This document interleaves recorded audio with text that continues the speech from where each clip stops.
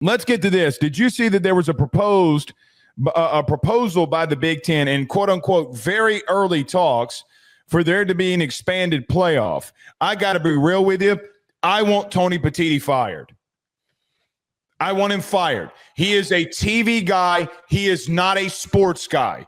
Continuously going out there asking to expand the playoffs is absolutely asinine. He tried to do it with the AQ model and failed, but here he goes again. But I kick it over to you. Your thoughts on Tony Petitti and the Big Ten pushing for an expanded 24 to 2018 playoff? Well, I do think that bringing up that he's a TV guy is an important take, and it comes back to what I just brought up. I mean, he's been a puppet from day one. He has been somebody that was deliberately hired, who has been easily swayed and influenced by those behind closed doors that are cutting the checks to turn the Big Ten into the enormous entity that it is. The example of this was how aggressive he was going after Michigan at the beginning of this issue, and then suddenly turning around and getting on his knees and praying and hoping that the NCAA does not give some big punishment to Michigan. He will do whatever's told to him. So I agree with that. But at the same time, Blake, I don't think he should be fired. I think that he's still done a relatively good job, minus this. Name one thing proposal. He's done good. Well, I mean, he's been at the forefront of some of the most successful teams that we've seen come out of the Big Ten. He has nothing to do with Ohio State and Michigan winning national titles. Sorry. He's got absolutely nothing to do with Ohio State spending over $20 million on a roster and Michigan doing what they did.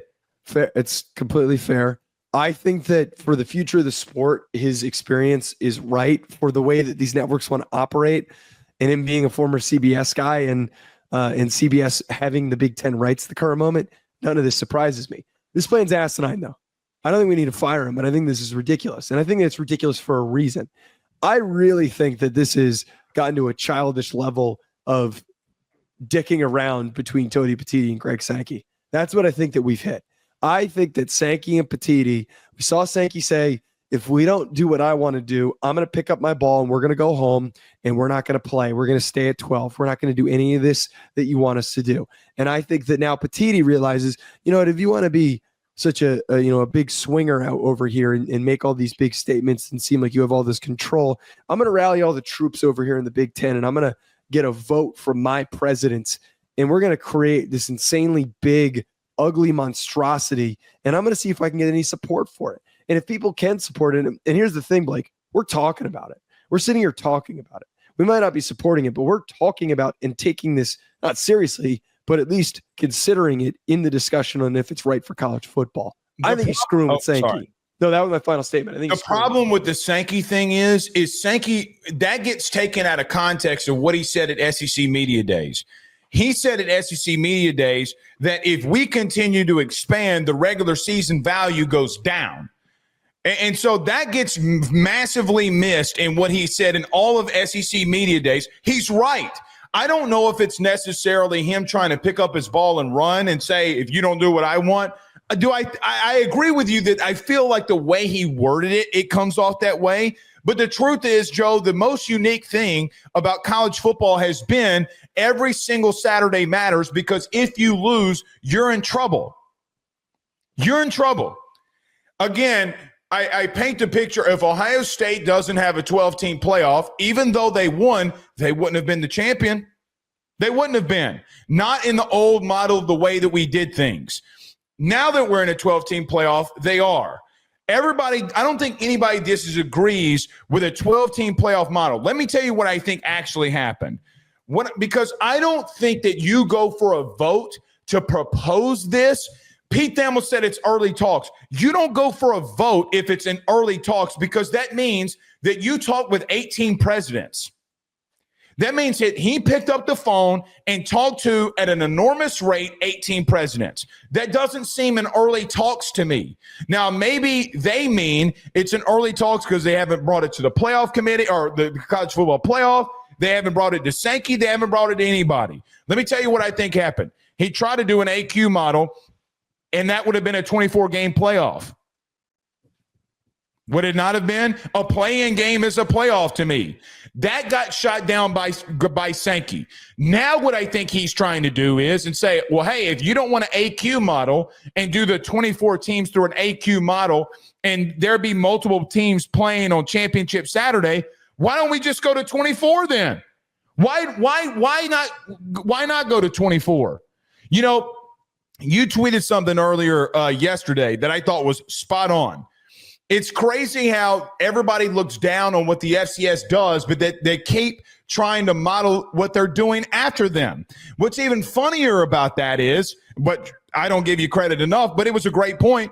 Joe, people were arguing that the FCS did this in a 16-team playoff.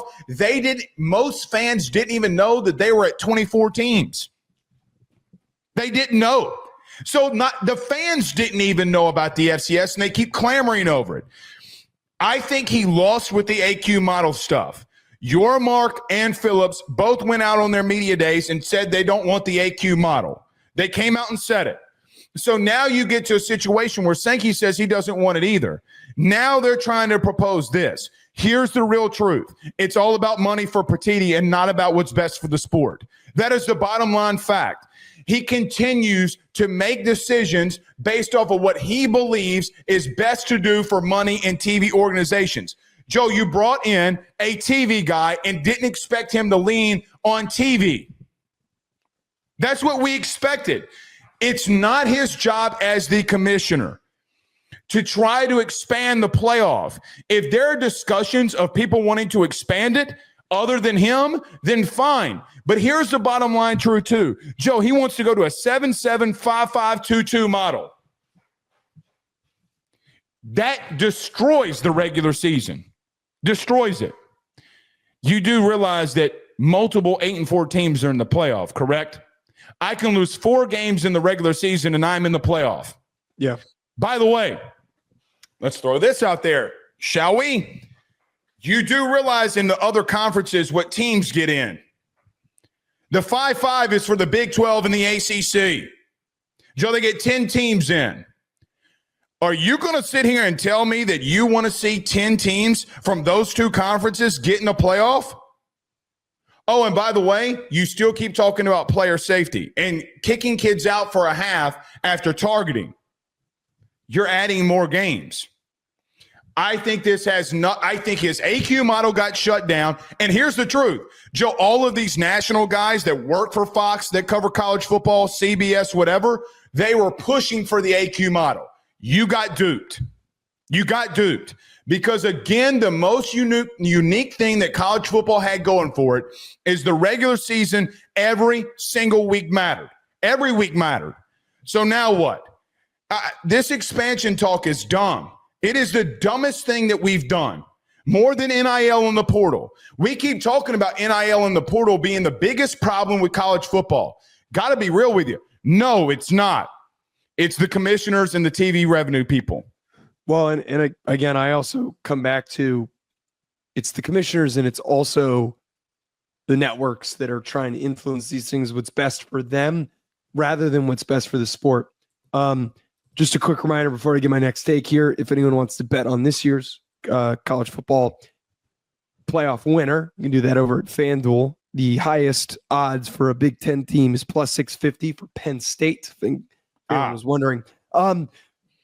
I think that the biggest part of this, and to bring back to FCS, no one should be in support of this. No one. Do they? Yeah. Do they do an AQ model? You cover the sport. Do they do an AQ model? I don't think they do an AQ model. Do they? They do, but it's only one spot per conference winner, and then the rest of it's at large. But here's the problem that comes. I know that. So we have an example of if you're going to do 24. I know, right? If you're going to do 24, there's an example of one that currently works, and also it's proof that the automatic qualifiers for specific slots does not. At the end of the day, the same 5 teams keep winning it. We always know that it's North Dakota State, South Dakota State, Montana State, or Montana that will reach the national championship. Before JMU moved up, it was them. App State was another one. Georgia Southern was another one. It's always the same teams until they move up to the FBS. Sam Houston. Yeah. there is no point to creating this expanded model for competition purposes. Does it create more revenue sharing opportunities and more money? Yeah. But just like they wanted to expand the March Madness tournament, there is no reason for improving the product and creating a competitive environment. There's no reason to do this. That's my biggest part with all this. Theories aside on why this is being pitched, no one should take this seriously is my biggest part, because this is not a serious model for what's best for the FBS. By the way, if we're moved that, we got to figure out a new name for the FBS, because it's going to be the FCS too. Like what the hell? It's not the football bowl subdivision. It's turning into the FCS.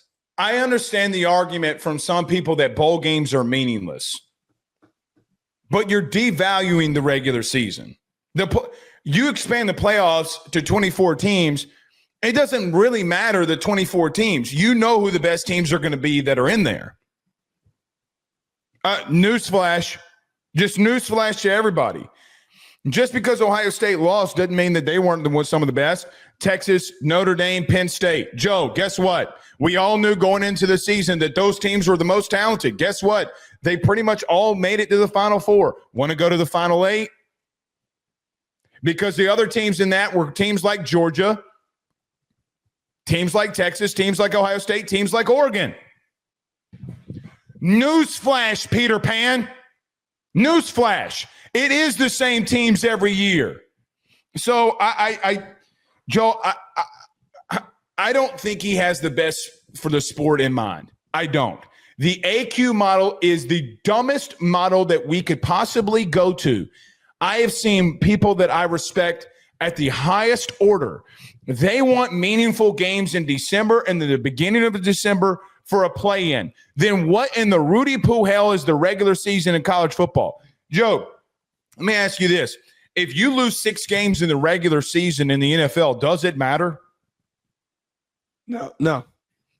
Well, I mean, one of the best teams to win the Super Bowl and one of the most memorable seasons. Or 8-8. They were 8-8. Or 9-7, I think. Or 9-7, whatever it was. Yeah.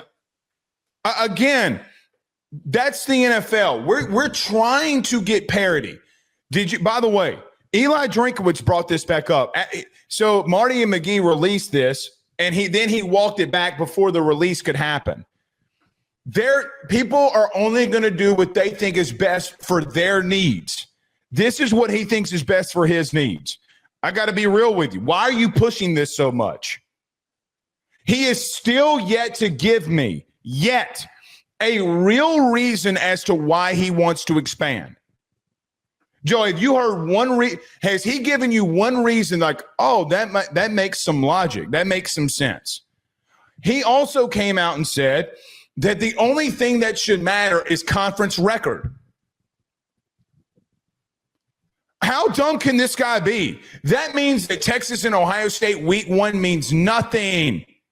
Well, and this is what I keep bringing it back to, is that this is an expansion upon what kills non-conference games, which is the best thing for the sport. We need to find ways to value non-conference games. We have to. Who does Notre Dame play? Miami. Is that out of conference? Well, Notre Dame doesn't have a conference. Bingo. Thank you.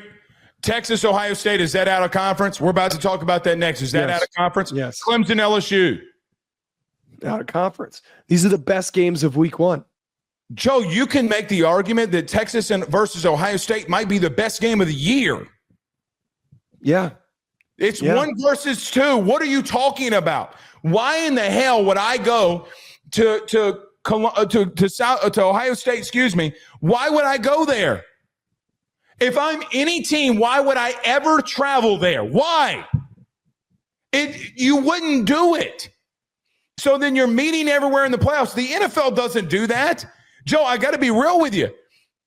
When you see teams like Indiana and Nebraska and their presidents and ADs canceling games and scheduling weaker out-of-conference games, it seems like to me that there is some deeper-rooted stuff in this. Why would they cancel those games against other Power 4 opponents if that's not what Petitti was trying to lead them to do? How is it that Petitti comes out and says, hey, Guess what? Conference record's the only thing that we're pushing for. Sounds good. Then we're going to cancel games out of conference against P4 teams.